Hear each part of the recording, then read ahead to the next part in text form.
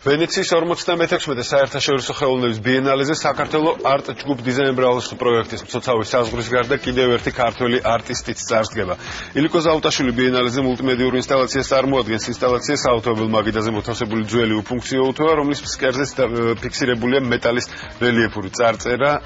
Public opinion, ანუ საზოგადოებრივი აზრი დაფასფარავს ქსოვილი, რომელზეც დაბეჭდილია აქტუალური სოციალური და ასევე კულტუროლოგიური შინაარსის მქონე სიტყვები და ფოტოები. ეს ის მთავარი კონცეფცია, რომელზეც ქართველმა ხელოვანმა ილიკო ზაუტაშვილმა იმუშავა. პროექტის მთავარი კომისარი და ბიენალეზე არტისტის წარდგენიკი მაგდა გურული იქნება.